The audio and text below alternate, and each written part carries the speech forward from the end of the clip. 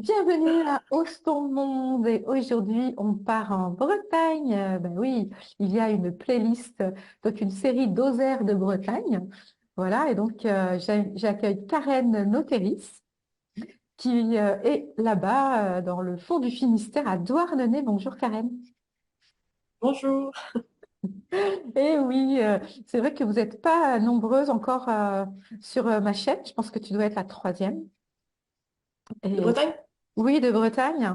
Il y a donc Gwenaëlle Touroud et Colline Cornefer. Ok.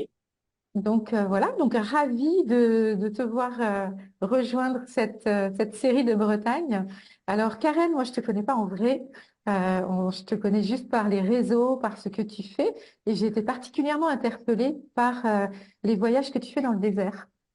Parce que je me dis, Ouais. bah, pour oser aller dans le désert, voilà, il faut oser quand même là. Et je me demande comment ça t'a pris cette idée-là et comment c'est venu, ce qui t'a inspiré. Ouais. Et en fait, effectivement, il y a vraiment ça, c'est-à-dire qu'il faut oser.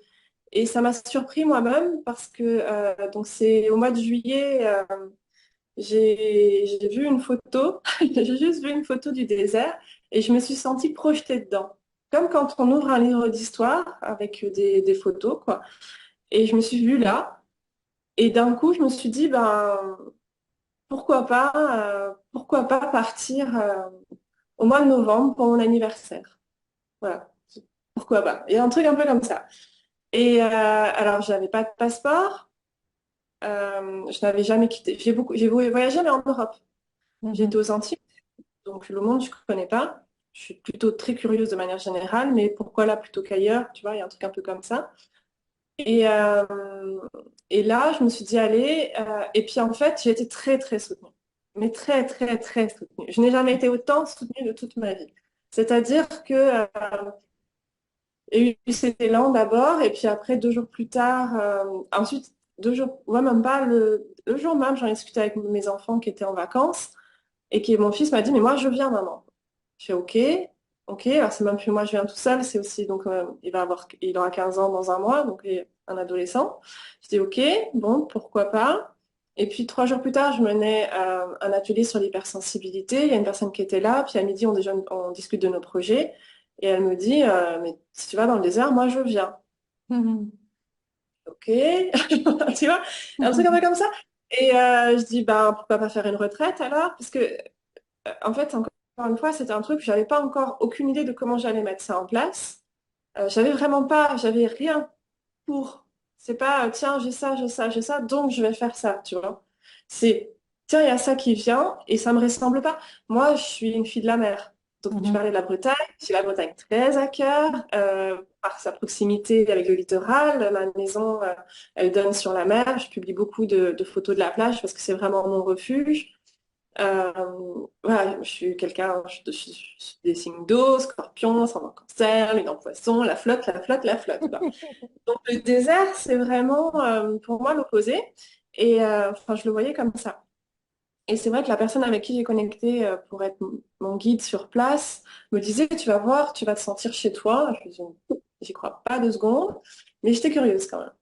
Et en même temps, au printemps, dans mon processus, c'est comme si le désert était venu en fait me faire passer une étape en fait. Comme Mhm. si tout ce que j'avais fait, enfin pas tout, mais une bonne partie de ce que j'avais vécu avant m'avait préparé pour faire ça. Et parce que sinon, j'y serais jamais allée. J'aurais dit, ah ouais, tiens, le désert, c'est bien, mais voilà, c'est tout. Et puis encore moins mener une retraite, quoi. C'est un peu Mhm. gonflé, tu vois, tu fais une retraite alors que t'es jamais allé. C'est comme ça. Et en même temps, les gens à qui ça a parlé tout de suite. Il n'y a pas eu d'hésitation. Enfin, il y a une personne qui m'a dit tout de suite, je veux bien, puis après, elle est revenue, j'y vais pas. Elle a fini par prendre son billet 2 jours avant, mais il y avait un truc, il y avait un élan comme ça. Et là, tu vois, j'ai relancé pour le mois de mars. C'est pareil, il y a le même élan, quoi. C'est-à-dire que j'ai communiqué 2 heures plus tard. Il y avait déjà 2 personnes qui m'ont dit, mais moi, je viens. Réserve-moi une place parce que je pars en petit groupe. Hein, ça m'intéresse pas de partir en grand groupe, pour l'instant, en tout cas. Et donc, voilà. Donc, ouais, tu vois, au mois d'août, donc, le dimanche, je donne cet atelier, une personne veut venir, elle va venir d'ailleurs, hein, elle s'est inscrite et c'était vraiment concret. Et puis 2 jours plus tard, j'ai en séance individuelle quelqu'un qui vient à mon cabinet, qui était psychologue et qui a fait ça pendant 15 ans, mener des retraites dans le Cadeau. désert. Ça, ok, c'est marrant quand même. Et donc voilà, il y a eu plein de choses comme ça qui m'ont dit, mais si, vas-y, vas-y, vas-y. Qui fait que j'ai pas eu de questions à me poser, parce que de toute façon, jour après jour, et ça a duré jusqu'à ce que je prenne mon billet d'avion, que j'ai mon passeport, pratiquement tous les jours, il y a quelque chose qui venait me ramener en disant, vas-y, c'est par là, c'est par là, c'est par là. Donc c'était assez, voilà. Et effectivement, ça a été une révélation, parce que rencontrer le désert, c'était rencontrer beaucoup de vide. Et justement, c'est ça que je disais, c'est-à-dire qu'au printemps, j'avais travaillé beaucoup sur cette notion de vide qui, moi, avait tendance à me déclencher, à me faire flipper, on va dire. Et donc, j'avais travaillé à accueillir ça. Et je me suis dit, bah, le désert, ça va être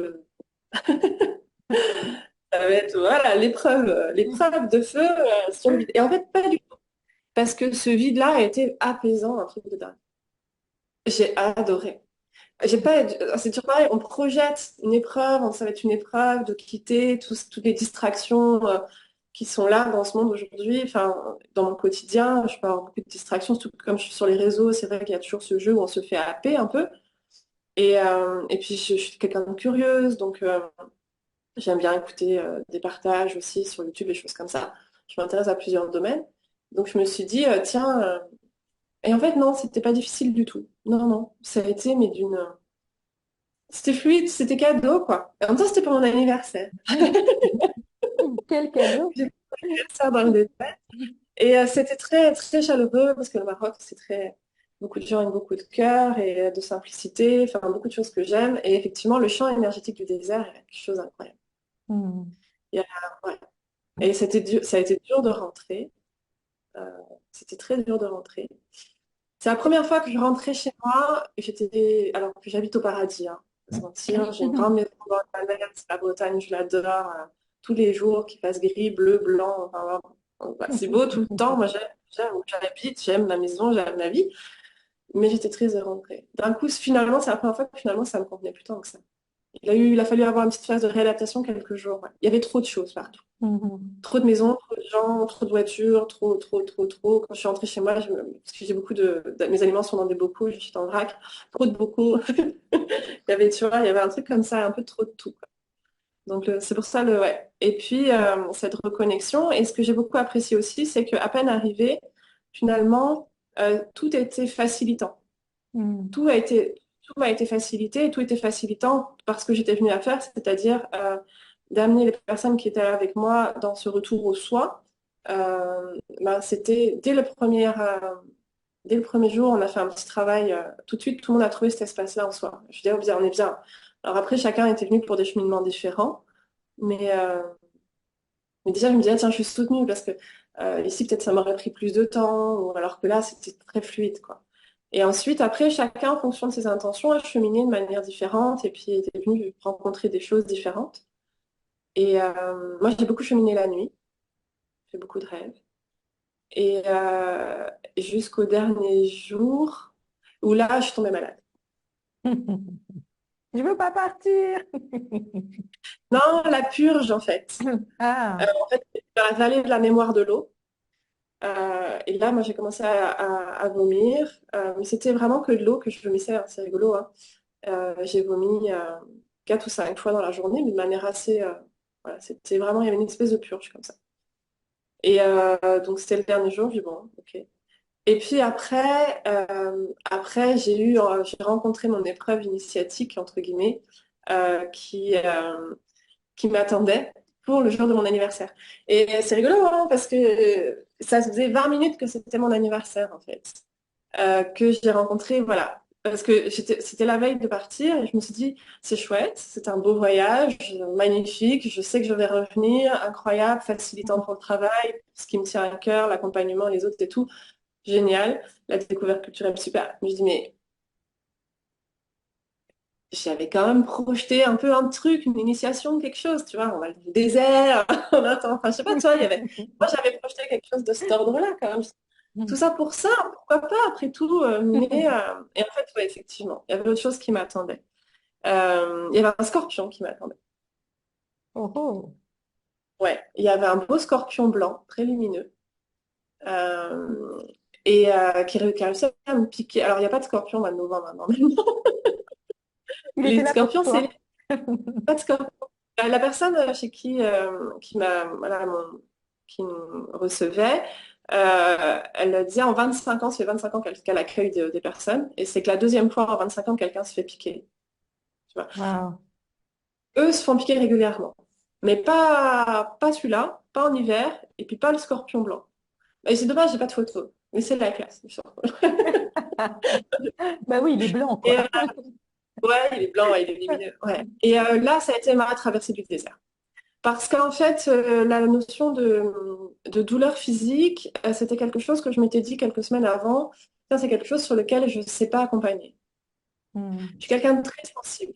Euh, et aussi physiquement, c'est-à-dire que je sens déjà un centimètre ou deux, je sens, je sens Mhm. très finement, on va dire.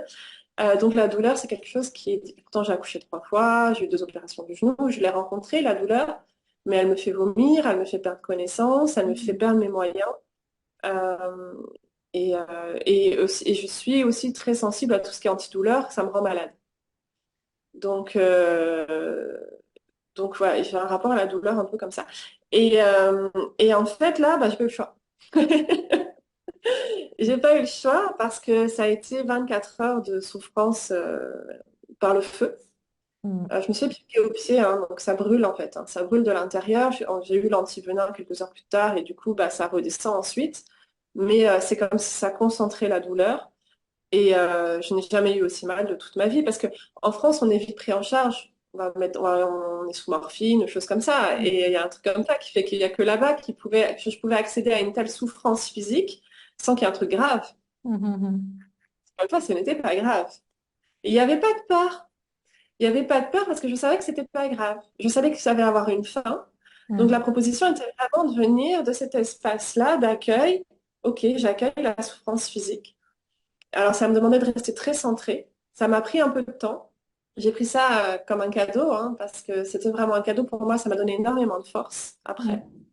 à moi, savoir que je pouvais gérer ça et de trouver de quel espace je pouvais le gérer.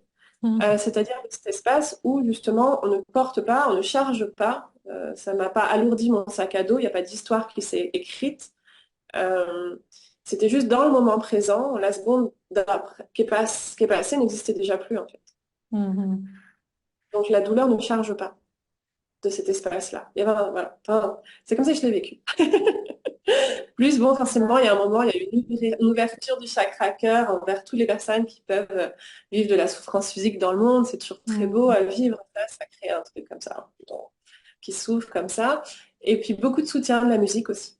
La musique, c'est quelque chose qui me soutient beaucoup dans ma vie. Ok, et donc cette première expérience, elle t'a donné envie de continuer et Ah, mais oui, ouais, tout ce que tu avais complètement. ramené, du coup, tu as ramené beaucoup de choses de tout ce voyage. Ouais. Ouais, c'était très enrichissant. Ouais, ouais. Ouais, ouais, d'y retourner, ça c'est sûr. En fait, tu sais, je mène aussi des ateliers de constellation. Ouais. Et Et c'est le champ du désert, le champ énergétique du désert fait beaucoup penser au champ des constellations, en fait. Mhm. Je ne saurais pas expliquer pourquoi. Est-ce que c'est parce qu'il y a moins de pollution énergétique? Est-ce que j'en sais rien en fait. Depuis que je suis partie, je suis revenue, j'ai eu 2, 3 témoignages en fait, parce que je savais pas en fait, il y avait des gens qui vivaient des expériences mystiques dans le désert. C'est sûr, moi je suis une grande naïve. Je suis quelqu'un qui a pas beaucoup de bagages spirituels, tout ça. Moi j'étais très cartésienne il y a encore 6, 7 ans. La spiritualité, je Ah ne connaissais même ouais. pas.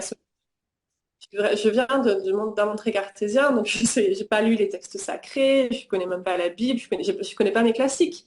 Tu vois, donc c'est après coup, j'ai bon, les petits trucs comme ça que je connais parce que ça se véhicule dans la pensée, tout ça, mais j'ai pas tous ces bagages-là et c'est après coup qu'on m'a dit oui, non, mais le désert, c'est un haut lieu initiatique en fait de rencontre avec le divin. J'en avais, oui, comme ça, une petite idée, mais je pensais pas à ce point-là. Et en fait, oui, il y a un truc comme ça. Voilà. Mais je ne saurais pas expliquer pourquoi. Et c'est quoi qui a fait le switch quand tu disais que tu étais très cartésienne et que du coup, il y a 6 7 ans, il y a un truc qui s'est passé, une compréhension, un éveil de conscience? Ouais, en fait, c'est plutôt la vie. Euh, Moi, j'ai été élevée plutôt dans une famille plutôt de tradition, en tout cas les grands-parents, tout ça, catholiques, choses comme ça. Et la religion, moi, j'ai rejeté ça, j'avais 7 ans, 7 8 ans, parce que je trouvais que c'était pas assez dans le cœur. Et, et j'ai beaucoup aimé la philosophie. J'ai fait un bac en spécialité philosophie, j'ai fait des études de sociologie. J'enviais ceux qui avaient la foi. J'ai fait de l'ethnologie. J'enviais vraiment cette foi, ce rapport à la nature, mais c'était pas là pour moi, quoi. Mhm. On dirait qu'ils ont de la chance parce qu'ils ont quelque chose à quoi se raccrocher. Moi, je n'avais pas grand-chose à quoi me raccrocher au final. Et j'ai mené une vie, ben voilà, somme toute très tranquille. J'ai rencontré le père de mes enfants, j'avais 15 ans, tu vois. Et j'ai passé mon concours en tant que professeur des écoles. J'ai fait 10 ans, dans les 3 dernières années en tant que directrice d'école primaire, mais j'étais toujours le mouton noir en fait. C'est pas pour moi. J'étais directrice, ça me permettait d'avoir la paix, mais j'étais pas du tout reconnue dans ce que je faisais, par mes collègues non plus. La chose que je savais faire, c'était pacifier. Mhm. C'est pour ça que la direction, ça me plaisait bien. Je passais mon temps à pacifier les choses. Voilà, entre eux, parce que Les bah, c'est conflits toujours un des jeu uns de des autres, ouais. là, les collègues là, tout ça, les parents, on redescend en pression parce que ça monte très haut, très fort, très vite avec les élèves. Tu vois, je travaillais la porte ouverte pour entendre là où ça criait le plus chez mes collègues, parce qu'on va pas se mentir, hein, c'est ça aussi dans les écoles. Pour... Ok, donc là, il y a besoin de venir pacifier. Mais j'étais plus douée à pacifier qu'à faire des dictées, si tu veux. Donc, un truc un peu comme ça. Oui, c'est Qui pas fait trop que l'accent de l'éducation nationale. ça m'a mené, si tu veux, ça m'a mené quand même au burn-out. Ça m'a Mhm. mené au burn-out et ça faisait déjà 4 ans que j'avais quitté le père de mes enfants. Et j'étais dans une autre relation et dans cette relation-là, c'était une relation qui était assez difficile où il y avait beaucoup de conflits. Il y avait beaucoup d'amour, mais il y avait aussi beaucoup de conflits. Et lui avait fait une expérience de mort imminente. Mhm. Donc déjà, ça avait commencé à m'ouvrir un peu quelque chose. Je me dis, ah, tiens, ça existe ce genre de choses. Et voilà, ça a commencé comme ça. Tu vois, les expériences de mort imminente, j'ai regardé des documentaires. Ok, je me dis, ah tiens, effectivement, il y a peut-être quelque chose, tu vois.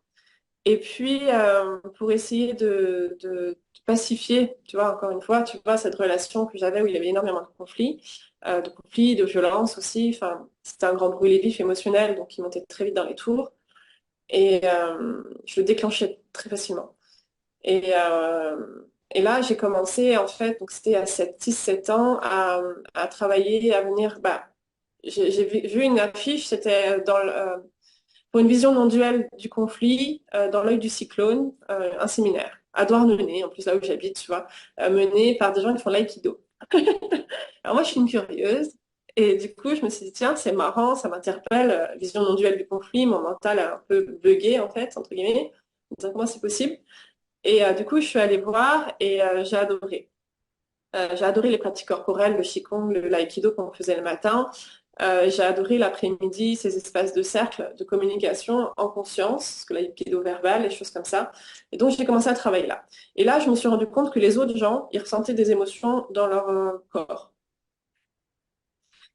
Et je me suis dit, waouh, ils ont des super pouvoirs, parce que moi, c'est pas le cas. Alors, Excellent. quand on sait ce que je fais aujourd'hui, c'est un truc dingue, hein, parce que mais à l'époque, voilà, j'étais complètement dissociée. Et j'avais pas accès à toutes ces informations-là, j'avais tout coupé. Et donc, donc ces 7 années-là ont été il y a eu 3 4 ans, voilà, pour comprendre. Alors, j'ai rencontré plein de gens à l'époque qui me disaient, tu sais pas qui tu es, tu sais pas, tu te connais pas encore, tu t'as pas compris, ok. Et alors, c'est toujours rigolo parce que t'as l'impression que eux ils comprennent avant toi, mais bon, en même temps, bah, c'est comme ça, on verra bien, quoi, tu vois. Et j'étais beaucoup soutenue. Beaucoup, j'ai eu quelqu'un qui a toujours beaucoup de chance et j'étais beaucoup soutenue par la vie. Enfin, j'ai eu des périodes très difficiles. Il y a eu 3 ans là où j'étais vraiment très seule, où là pour le coup, je n'avais pas de soutien du tout. Mais c'était vraiment que 3 ans dans ma vie comme ça. Et je pense que voilà, peut-être de connaître, c'est ça aussi qui aujourd'hui m'anime dans ce que je veux mettre en place, c'est d'avoir connu ça aussi. Tu vois, donc il y a des Mhm. choix. Et sinon, le reste du temps, je suis quand même très soutenue. Il y a eu ces 3 ans un peu très très difficiles et qui m'ont mené à quitter mon travail du coup et à cofonder une société de développement de logiciels de médecine vétérinaire dans la recherche, l'analyse de données, où j'ai découvert la technopole, la région, pitcher, aller chercher de l'argent, des financements, faire des salons, appeler des clients, bah, tout, Mhm. la communication, la commercialisation, le juridique, le comptable. Je me suis ouvert à un autre monde. Complètement Et pendant différent de ce que tu faisais. complètement, qui n'ont rien à voir. Faire des conférences sur la médecine vétérinaire, sur l'alimentation des vaches laitières au moment du village, tu vois. J'ai fait ça pendant 4 ans et pendant ces 4 ans-là, c'est les 4 ans où j'ai commencé à travailler cette posture, tu vois, de la conscience, prendre, voilà, j'ai des émotions, je ne suis pas de mes émotions et commencer à les regarder, à appréhender comment je fonctionne, tout ça. Et puis, j'ai fini par mettre fin à mon couple qui, qui n'arrivait pas, enfin voilà, moi j'avais fait ma part du travail, entre guillemets, et lui toujours pas, donc ça fonctionnait pas. Et donc à un moment, je me suis choisie. Et ça va être beaucoup ça, en fait, l'histoire, de me choisir. Me Hmm. choisir, me choisir. Chaque fois que je me suis choisie, la vie m'a énormément récompensée. Donc je me suis choisie et j'ai jamais regretté de me choisir. Euh, et donc là, il y a eu bon, l'adaptation, me rendre compte qu'en fait, depuis que j'ai 15 ans, il y a toujours eu quelqu'un dans ma vie. Et là, j'en ai 40 et je suis toute seule. Donc me rendre compte que je suis quelqu'un qui est beaucoup dans l'action, beaucoup dans le mouvement, que l'idée de n'avoir rien de prévu un samedi après-midi, de m'asseoir sur le canapé, n'avoir rien de... Ben, c'était hyper angoissant. Je m'en étais pas rendu compte. Je faisais tout pour éviter de m'y confronter. Et pour ça, je dis le vide, tu vois. Ouais. Je suis partie je suis partie de là. Rien que de me dire cet après-midi, je ne prévois rien. Je n'ai rien à faire, je m'assois là et qu'est-ce qui se passe? Donc voilà. Et donc, bon, et pendant 7 ans, je vais faire tout ce cheminement de la conscience, de mettre de la conscience sur ce qui se passe en moi, sur mes mouvements, d'apprendre à me connaître. Et il y a eu 2 périodes, il y a eu les 4 premières années, et ensuite il va y avoir énergétiquement, euh, je vais, c'était en mois de juin 2020, ça fera 4 ans cette année-là, je vais connecter, je vais faire une expérience. Alors c'est difficile de mettre des mots dessus parce que justement ça n'appartient à rien de ce que j'avais pu vivre jusque-là. Ça a commencé par une remontée émotionnelle le matin de quelque chose qui ne m'appartenait pas plus que ça, ou beaucoup de tristesse du fait que les gens soient tristes parce qu'il y a des gens qui meurent. Et avec des acouphènes, des tremblements, et puis ça faisait que monter émotionnellement, que monter, que monter, que monter la sauce là. Et du coup, j'étais plus disponible à rien, j'ai forcément le mental qui s'affolait, mais pour qui, pourquoi? Et donc j'ai appelé du coup la personne avec qui je faisais les cercles de communication conscience depuis toutes ces années-là, et puis je lui ai dit, écoute, il y a un truc qui va pas, j'aurais besoin de ton soutien. Et il m'a pris au téléphone et il m'a ramené, comme il fait tout le temps, bah, à cet espace-là, hein, de revenir là, en soi. Et là, pouh, ben voilà. T'as vu ce que ça a fait à l'écran? Ouais, énorme. Bravo, Karen. Ça a fait ça. Ouais, Et je sais ouais. pas combien de temps ça a duré, 5, 10 minutes, je sais pas. Mais j'étais, alors on m'a dit après, c'est cerveau droit et cerveau gauche qui se touchent, je sais pas, ce qu'on appelle une espèce d'expérience d'illumination. J'étais en connecté avec la source, dans cette énergie d'amour inconditionnel magnifique. Donc si tu veux, la cartésienne, qu'est-ce que tu veux qu'elle fasse, quoi? Donc, alors ça, bon voilà, exploser chaque craqueur. Pendant plusieurs jours, j'étais dans une énergie que certains ont nommée comme étant christique. Potentiellement, pourquoi pas. Moi, j'en sais rien. Tout ce que je sais, c'est que ça m'a fait un reset total de mon système de pensée, qu'il a fallu repenser tout le monde et que ça m'a mis en dépression pour je sais pas combien de temps parce que ouais, ouais, 1 an et demi quand même. Ah ouais, quand même. Non, même pas Mm. de dépression, mais il y a eu du plus ou moins lourd et Ouais. léger, mais c'était difficile. Ça a été difficile parce que au final, ben, je m'étais jamais sentie à l'aise dans ce monde. Et là, on me montrait qu'effectivement, il existe autre chose, quoi, Mhm. que ce monde. Et de me dire, ouais, mais alors du coup, il faut que je reste quand même là, alors qu'il y a ça qui existe quelque part. Mhm. Alors voilà, il y a eu tout voilà, et en fait, c'est là qu'a commencé le vrai travail. Alors, ce que m'avait montré cette expérience, c'est que cette énergie-là transmute. C'est-à-dire que toute cette émotion de tristesse que j'avais, de désespoir, s'est libérée immédiatement quand j'étais connectée à elle. Donc, je n'avais plus d'acouphènes, je n'avais plus de tremblements, je n'avais plus de tristesse, je n'avais plus de pleurs, je n'avais plus rien. Mhm. Comme ça.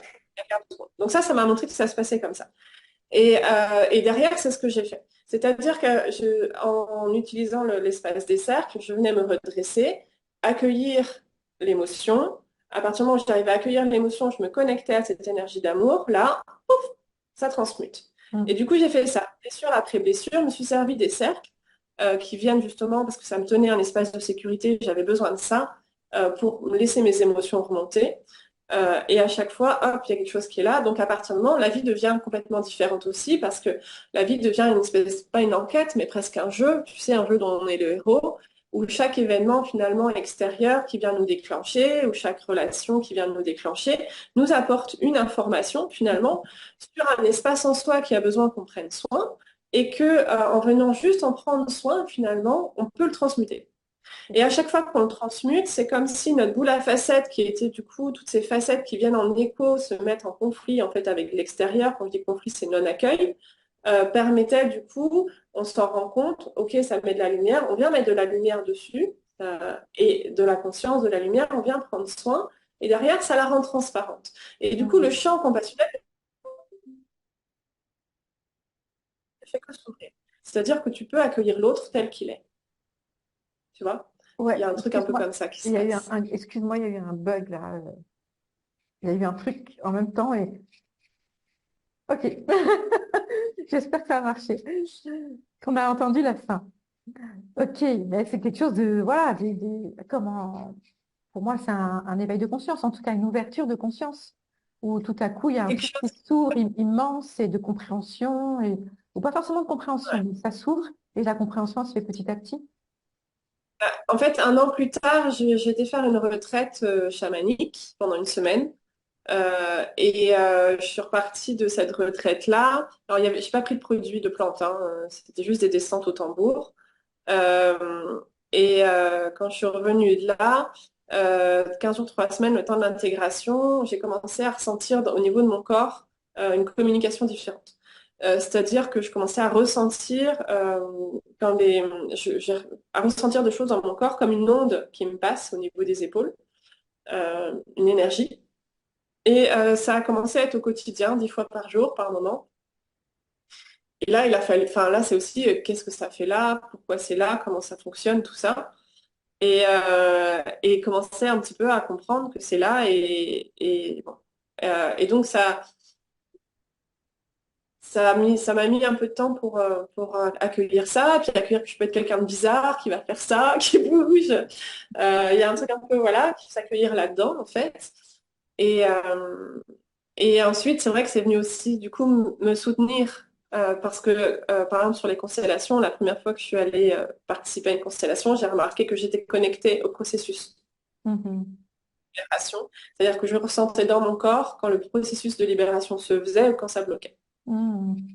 Et c'est encore une fois, tu sais, pour la cartésienne que je suis, c'est un ressenti corporel. Ben oui, C'est très concret. Moi, je tout suis à fait. quelqu'un de très pratique en fait. Ouais, Par expérience, parce que c'est pas quelque chose où je me raconte que j'ai entendu une voix ou ceci. Non, c'est là, c'est dans mon corps. ouais. C'est Je la sais clé, le que ça corps, se hein. libère. Mhm. Mhm. Après, je ne sais pas comment ça fonctionne, pourquoi ça se passe comme ça, mais c'est ce qui me permet de travailler aussi, quoi. C'est-à-dire que quand j'ouvre un champ, on va mener une enquête, et puis pour faciliter les processus, je sais quand les processus se font ou quand ils se font pas. Donc du Mhm. coup, bah, ça permet de faciliter énormément les choses. Et en libération, quand les gens viennent me voir pour que je les aide dans ce processus-là, c'est pareil, en fait, je le ressens dans mon corps, ça vient se connecter, ça se fait tout seul à travers moi, j'ai juste à être là dans cet espace de la conscience, d'ouvrir au niveau cœur et d'accompagner, et ça se passe à travers moi, en fait. Enfin, en tout cas, c'est l'impression que ça me donne. Qu'est-ce qui fait que tu as choisi particulièrement les constellations familiales? C'est ce que tu as fait en C'est les premier constellations que je ou... choisis. Ouais. Tout de suite, ça m'a... Mhm. Euh, waouh. La première fois, j'y suis allée en constellation individuelle. J'y vais passer une après-midi, mais magnifique, fantastique, la magie, enfin, tout ce que... Oh, waouh! Et puis là, 6 mois après, j'ai fait une en groupe. Et là, je fais waouh, waouh, waouh. C'est tout ce que j'aime, quoi. Cette collaboration, on est tous là les uns avec les autres, on s'entraide. Si chacun apporte ce qu'il a apporté. Par contre, les personnes avec qui je faisais les constellations, j'étais pas OK dans la manière de faire. C'est pour ça que je me suis venue à en faire moi, parce que les gens me disaient, mais Karen t'en parle avec beaucoup de passion. Alors, j'ai découvert plusieurs constellateurs, hein. J'ai un peu allé voir parce que comme je dis, je suis curieuse, donc j'aime bien découvrir à Mhm. droite, à gauche comment ça se passe.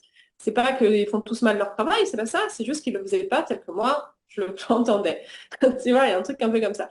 Et du coup, on me disait, mais Karen, tu en parles avec beaucoup de passion, où est-ce qu'on peut aller, quoi? Et je disais, bah, non, ça, non. Je peux pas te dire va là ou là, va là où ça bon, ça te semble. C'est pas moi qui peux te dire parce que moi, là, je trouve que c'est trop comme ci, là, c'est pas assez comme ça, là, ça le fait pas à cause de ci, là, enfin, je pourrais pas. Et Mhm. c'est là que je me dis, ok, bah vas-y, quoi. Et là, tu t'es lancée. Et, euh, et je me suis lancée et ça a été, j'ai pleuré. C'était rigolo parce que la fin de la première constellation, il y a des larmes qui coulaient comme ça.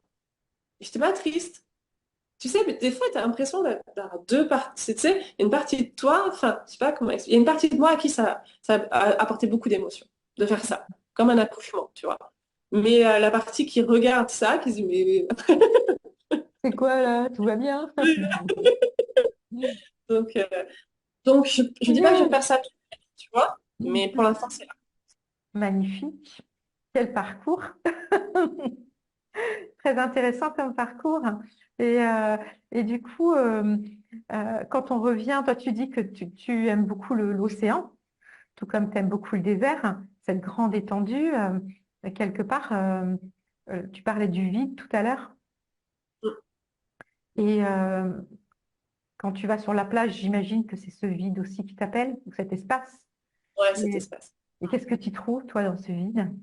Euh, alors, quand je descends sur la plage, j'y trouve la beauté déjà. Et le désert me fait ça aussi. Je Hmm. trouve la beauté. C'est beau. La mer, c'est toujours ça aussi qui m'a apporté énormément, c'est qu'elle est toujours belle en fait. Ça vient m'ouvrir, tu vois, la reliance, l'espace de reliance au niveau cœur. Et il y a un truc comme ça et j'adore tout et ça m'ancre. Mhm. Ça pourrait être pareil, tu vois, j'irais faire à la forêt, peut-être que tu vois, j'aurais un peu aussi quelque chose comme ça, mais je trouve ça beau. C'est-à-dire que ça me réconcilie avec le monde. Ça me réconcilie avec la vie parce que c'est beau et que je me dis waouh, j'ai de la chance d'être là à cet instant-là, de pouvoir ressentir ça, de pouvoir contempler ça. Ça donne un sens à mon existence, Mhm. de l'être dans le moment, tu vois, là, dans l'instant, ça donne un sens. Je dis ok, je suis là aussi pour goûter ça. Mhm. Ça vient me réconforter, me réconcilier. Et effectivement, c'est une grande plage à marée basse. Il n'y a pas grand monde et il y a beaucoup d'oiseaux. Et les oiseaux sont beaux et j'aime beaucoup enfin, les oiseaux aussi, cette liberté qu'ils ont je me sens très connectée à ça aussi. Et la plage, elle est tout le temps différente on se lasse pas. Je vais plusieurs fois, une ou deux fois par jour depuis 6 ans. Enfin, tu vois, et je me lasse pas en fait parce que bah, les dessins vont changer en fonction de la marée, en fonction de la couleur du ciel. La mer n'a pas la même couleur. La lumière, j'ai même de nuit. Ouais, j'aime aller voir Je, les étoiles, la je lune. Ouais, sens vraiment une grande souveraineté chez toi. Quelque chose ouais, une espèce de souveraineté créatrice, un truc où il y a quelque chose de bien établi qui s'est construit au fur et à mesure, enfin, d'après tout ce que tu as raconté. Et donc, vraiment une belle autonomie dans cette, toi, la souveraineté, enfin, une autonomie dans son apprentissage, dans je sais où je vais, je m'observe, voilà, il y a ça qui me parle, j'y vais, très, très à l'écoute de ce qui est là en toi, et donc que ça part de là à chaque fois, de toi, de ton corps, de ce que tu es, et qu'à chaque fois tu fais un bond à partir de ça, quoi. Euh, à peu près ça, sauf une chose, c'est le je sais où je vais. Parce que s'il y a hmm, bien une chose que je sais pas, c'est où je vais. Et il y a bien une chose que je sais pas, c'est que je ne sais rien. Enfin, je sais que je sais, c'est que je sais pas. Parce que ça a tellement tout changé tout le temps. Ma vie, elle a fait tellement de switch, tellement pouf, allez, hop, on lâche, on lâche. Et j'ai eu tellement à lâcher, justement, quand on dit mettre un genou à terre, si tu veux, en fait, finalement, cette autonomie-là, je suis allée la chercher effectivement là, mais dans cette reliance. Euh, Et parce que j'ai eu tellement de fois où j'ai bugué, parce que tu vois, j'ai revendu mes parts de ma société, je me suis retrouvée, ben, tu sais, on est beaucoup à passer par là, le RSA, les enfants, la maison, et je me disais, mais comment? Et si c'était mon mental qui essayait de trouver une solution, il n'y en avait pas. Il n'y en avait pas, et à chaque fois, la vie est venue me soutenir, tac. Mm. C'est pas, je reste sur mon canapé et ça va se faire tout seul. C'est, si je suis là, ça va venir. C'est ça. Mm. C'est pas, ça se fait pas tout seul. C'est pas vrai que ça se fait tout seul, mais ça va venir. L'idée va venir. Super. Mm. Et tac, tu vois, je voulais partir en retraite, j'avais pas l'argent. Je me suis dit, bah tant pis, j'y vais pas. Si j'ai pas l'argent, c'est que c'est pas juste parce que si j'avais l'argent, puis je sais jamais, puis je suis un peu feignante, alors faut bouger, tout ça. Je suis bien chez moi, alors bon. Mais oh, bah, c'est que je dois pas y aller. Bon, bah écoute, dans le quart d'heure, j'avais 1 800 € qui sont à tomber du ciel. Et voilà. Ouais. Dans le Et quart d'heure, hein. ouais, mais c'est justement ça que je trouve assez beau dans ce que tu décris et ce que tu disais à un moment donné tout à l'heure dans Je me choisis. Et qu'à chaque fois que je me choisis, c'est la clé. C'est là, je sais que si je me choisis, ben, ça va ouvrir l'espace qui est exactement le chemin, quoi. Ouais. Alors, quelque part, il n'y a pas de connaissance de quel chemin ça va ouvrir, mais tu sais comment, en fait, tu sais quel chemin faire pour pouvoir accéder à cet espace, quoi. Et c'est ce chemin, c'est justement de se choisir et d'aller dedans. Alors, ça n'empêche pas des périodes de doute, hein. Ouais, Des c'est périodes de clair. doute, des périodes de Mm. confusion, j'ai des périodes où je redescends. C'est juste que maintenant, j'ai compris le processus. Mhm. Et du coup, comme j'ai compris le processus, plus je descends, plus je libère des mémoires, et plus je libère des mémoires, et plus après, je monte haut. Mhm. Parce que tout change. La lumière change, la couleur change, la vie change. Quand on parle du nouveau monde, il est vibratoire en fait. Et, et donc ça, connecté à ça, c'est magnifique parce que ces hautes vibrations, elles sont tellement belles et puis c'est tellement d'amour. Tu sais, c'est comme les constellations, c'est tellement d'amour que moi, tu vois, qui ai jamais trouvé, enfin, qui, pendant 40 ans, ne savait pas pourquoi j'étais dans ce monde et qui n'en voulait pas et qui était très en résistance avec tout ça. Maintenant, oui. Parce que c'est ça, en fait, qui me nourrit, moi. C'est vraiment cette connexion au cœur. C'est de vivre l'amour de, quand on dit spiritualiser la matière, c'est pas que des mots, c'est vraiment faire descendre ces énergies d'amour à travers soi et d'être le canal de ça. Ça, Mhm. c'est chouette. Ah ouais, j'entends très bien. Ça, c'est même beau. Je l'entends C'est bien. tellement C'est magnifique. tu vois. Et c'est ça Ouais. que j'essaie de faciliter chez les gens, en fait. Mm. Pas par les constelles, que ce soit, tu vois, par les retraites dans le désert, où je suis en train de monter, j'ai un nouveau projet là qui est en train de se co-créer avec des personnes que j'ai rencontrées, où on veut faciliter justement des espaces de collaboration et de solidarité dans ce cheminement du processus pour toutes les personnes qui passent par ce processus-là, parce que pour moi, c'est pas la réalité de tout le monde, mais je pense que je suis pas la seule à vivre ça comme ça.